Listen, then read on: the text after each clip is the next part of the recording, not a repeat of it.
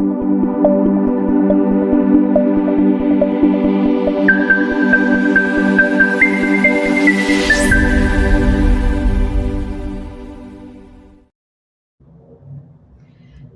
for a smooth closing day in California. Hi, everybody. My name is Roxanne Govari with Pemberton Realty, along with my partner, Santiago Guerin. Hello, everyone. How are you? Very good topic today on closing day. Everyone wants to know how that goes, and we're here to give you some tips.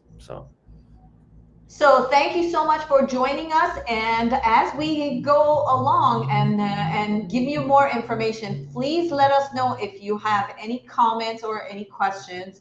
And if you are watching us on YouTube, please give us a thumbs up and also subscribe to our channel so that as we are posting more videos, you have the ability to receive notifications. And of course, if you're watching us on Facebook, we also appreciate you watching us, and give us some comments, ask your questions so that we can get to them as we're going through our program. Yes, yes. All right. So So closing I day had in a California.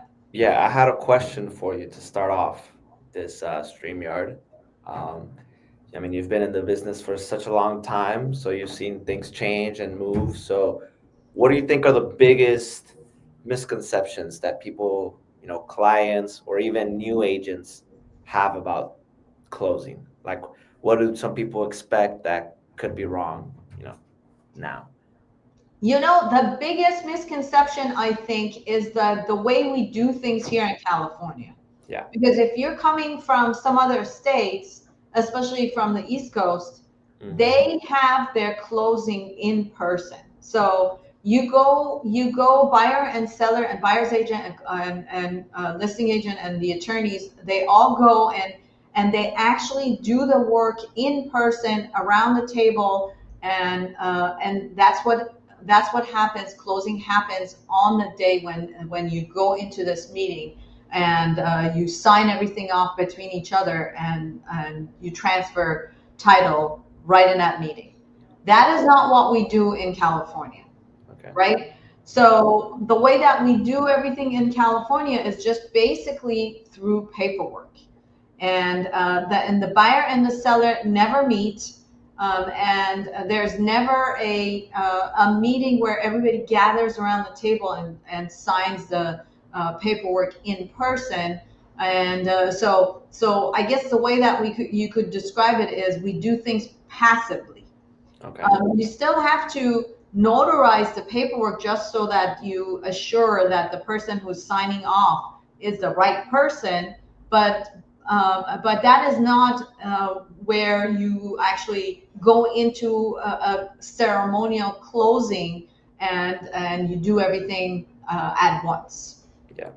Yeah. Buyer is signing their loan docs separately. Seller is signing their escrow papers separately, and then the escrow companies basically do the exchange without the buyer and seller ever needing to meet. Okay. And then at the end, once we hear that the title has been recorded by the county recorder's office, that's when the closing actually is officially happened, and that's when we're able to exchange keys between the buyer and the seller, or between the seller and the buyer. Yeah, do the whole coordinating to pick up keys and all that. So not just The fun stuff. yeah, kind of everybody on their own side of of the deal. So, and what are some steps that agents, client, seller, buyer? What are some tips that you could give them to ensure that there's no surprises towards the end of closing day? Because that's something you don't want to happen, right? You don't want any surprises. So, surprises, they could come from every different direction, Yeah. right? They could be coming from the direction of repairs. They could be coming from the direction of undisclosed material facts. They could come from liens on the property. They could come from unpaid bills that are discovered the last minute. any of those could be surprises. Like, for example, I'll give you a few different examples. Yeah. Like, for example, we had one escrow where the property was staged, and the house had hardwood floors, and the property was staged. And so the buyer took a look at the property, staged, and it looked all very nice. And then once they removed contingencies and it was time to close, they had to do their final walkthrough a couple of days before Yeah. closing, and they went into the house and they saw some serious scratches on the hardwood floors after the staging was removed. Yeah. Um, in this case, we were fortunate enough that we had disclosed the scratches on the hardwood floors on the disclosures. So even though they hadn't seen the scratches on the floor, because of the fact that it was disclosed, Yeah. we were able to go ahead and have a smooth closing. But if Yeah. it wasn't, then it could create delays. It could create buyers not being happy. As a matter of fact, we had another transaction where we were representing the buyer. And in that transaction, there was a roommate that was living in the place. And when we went to look at the place, the roommate would not let us in. When we did the home inspection, the roommate would not let us in. And then our buyer pretty much flew out of town again because they were out of area buyers. And then the next time that they actually came in and fully saw that room was after the sale. And lo and behold, they saw some things on the walls that they did not like. And we didn't have any chance to see those things on the wall because we never actually saw the buyer never actually saw the inside of that room. We were able to, after they had already left San Diego, we were able to go in and take some pictures and do a video call and send it to our buyer, but they had not actually seen that room. That room. And so the things on the wall they had not known about. Yeah. And so that could have again delayed closing. Okay. Other examples that I can give you, we had a client that came to us, and we signed them up, and then until we actually got on, we were almost ready to close, and title, and we kept on asking for the copy of the trust because the property was in a trust. We kept on Yeah. asking for the copy of the trust, and no trust to be had. And finally, it got to the 11th hour. We're trying to close, and the title company is like, we need the copy of the trust. We are not going to be able to close this until we see the copy of the trust. So finally, we had to actually reach out to the attorney that had drafted the trust documents, and we were able to get the trust from the attorney because our client could not find the copy of the trust. Lo and behold, we find out that there is there was a previous there was a marriage that one of the parties had been deceased, and in the trust, the children from the other marriage were named as the beneficiaries and not the husband, Yeah. and not the widow or husband. So we pretty much had to redo everything because we had to get the consensus from the Yeah. beneficiary, the other beneficiary, to be able to close. If she wouldn't agree to the sale, we would have had to basically break the sale altogether. Yeah. Hmm. So Yeah, that's a these very good example. You these know. are some of the examples that of stuff that could happen that could delay closing, or and I'll give you another example of another deal that went awry. We had a years well, this was right after the mortgage meltdown years, Mhm. and I was working with a couple, and they had a house that they had foreclosed on, and subsequently to the foreclosure, they also had declared bankruptcy. And so fast forward now, 7 years later, their bankruptcy was discharged. And their bankruptcy was discharged, but the lenders were still very strict about lending to them. So we went through all the way through the motions. We got an offer accepted. We did all of our home inspections. We did our appraisal. We did everything. And at the 11th hour, the underwriter is going through their paperwork and everything, and there's a late payment on something or other. I can't quite remember what it was, but there was a late payment on something that was 30 days old. Yeah. And here we are, underwriter basically pulled the file from under us. Said, okay, if it was a regular circumstance, I could forgive this, but because of the fact that there was a bankruptcy, and there's a history of non-payment on this couple's files, and now I see a late payment of 30 days, we're not going to lend. Yeah. So then that probably could delay the So whole I mean, transaction. in that case, in that scenario, hopefully I mean, fortunately, we were able to find another lender that was willing to lend, and we were able to close the transaction, but at a considerable cost, because we then had to go to we then had to go and get a non-QM loan, which Yeah. is essentially one step below a hard money loan, which is basically a lender that says, okay, I understand that you have some issues, so you're a high risk buyer, so I will lend to you, but at a higher rate, which is what Yeah. we ended up doing. Yeah. Okay. Okay. So Those are pretty good examples. I mean, what are some, maybe let's see, what are some, I mean, you talked about what are some of the common delays on those examples that you gave.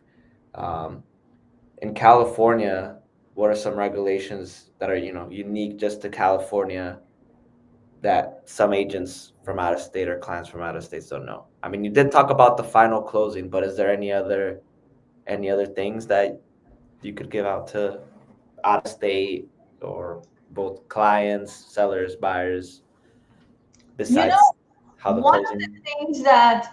things that I know is very different in our state versus the other states. Well, I've heard of some of the East Coast states. They actually so when buyer and seller go under contract, the buyer puts a earnest money deposit down, so that they show good faith that they're going to purchase the property. Hmm. And I have heard that in some of the eastern states, when they're putting that money down, that money automatically becomes non-refundable and is supposed to be Yeah. paid out to the seller, just to show good faith to basically buy the property. And Which, if the buyer decides they mhm. no longer want the house, they lose that money. Yeah, and that's not the case here.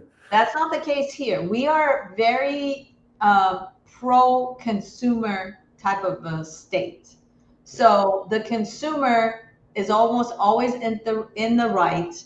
So in our state, the way that it works is the contract says the buyer has 17 days, and you can negotiate and either shorten or lengthen that time period. But in either case, the buyer is not automatically on the hook for the initial deposit. And if they decide for whatever reason that they don't like the house anymore, they can pull out and they can get their initial deposit back. Yeah.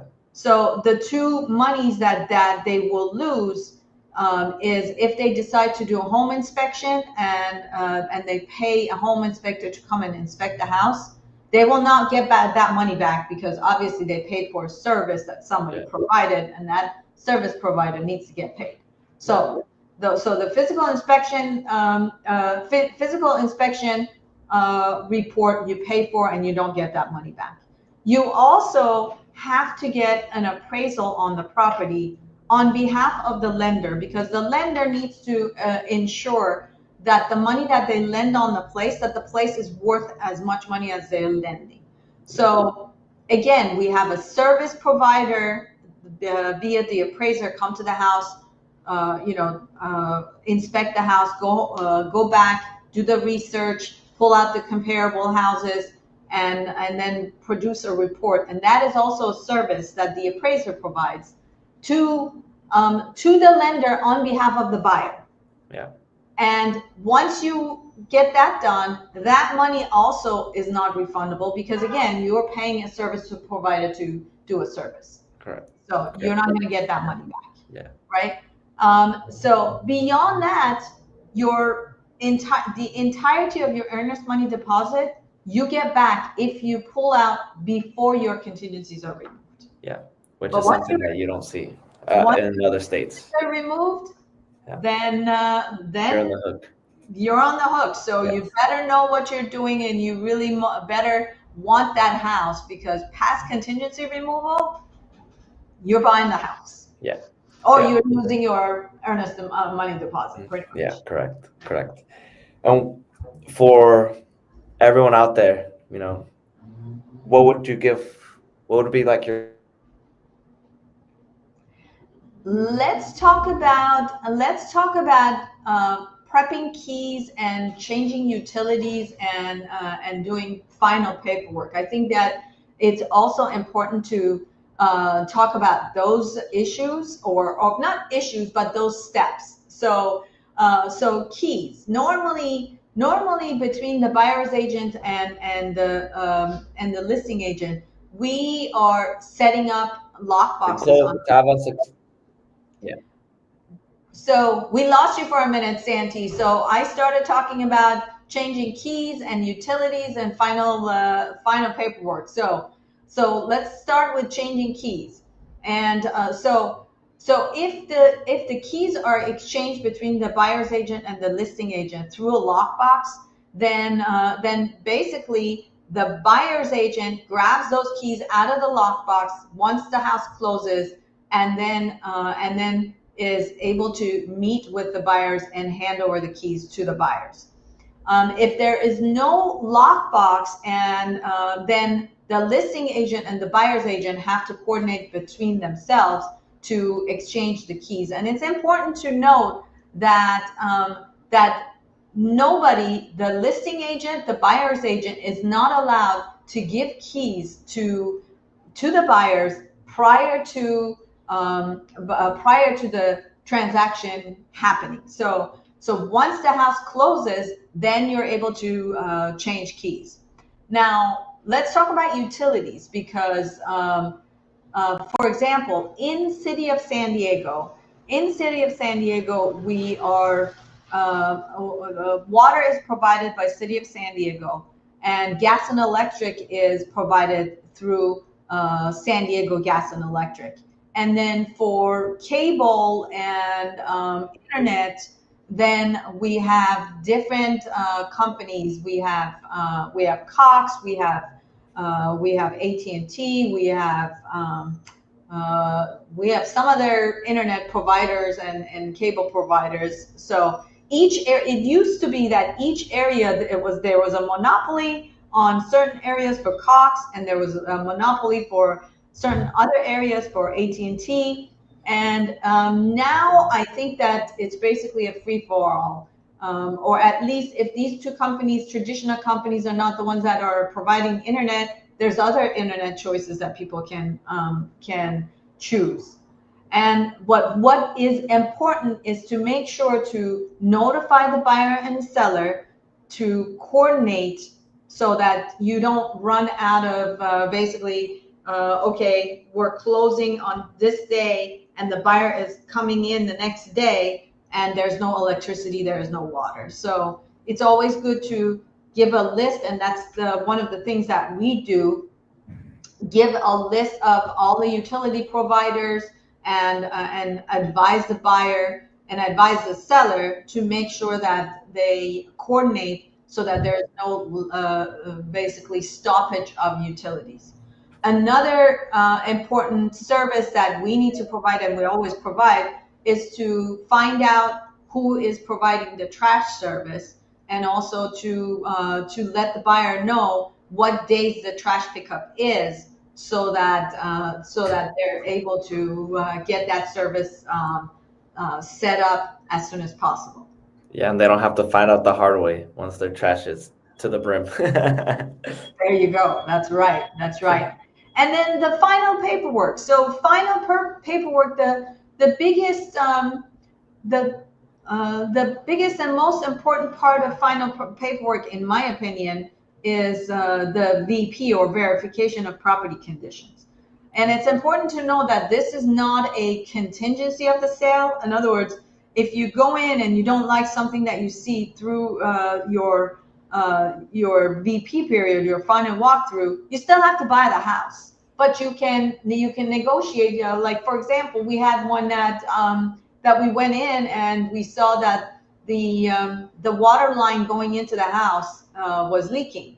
So in that case, you have to have the seller fix the leak, but you can't stop. You can't not buy the house based on the fact that there's a leak to the water line. Yeah. So so so Okay. that's all I can think of for the day of closing. The fun day of closing, Yeah. when you Once you keep can breathe after that closing date, and start on building your future home. And build your dreams. yeah, exactly. So Yeah, very exciting day after all that chaos and everything. So let's thank our audience for joining us, and let's also go through our pitch to say thank you for joining us. And if you are thinking of buying, selling, or getting or asking any questions or getting any advice, there's my phone number, and you're welcome to call from anywhere in the U.S. or anywhere in the world. We are here, and we have our way of servicing you no matter where you are.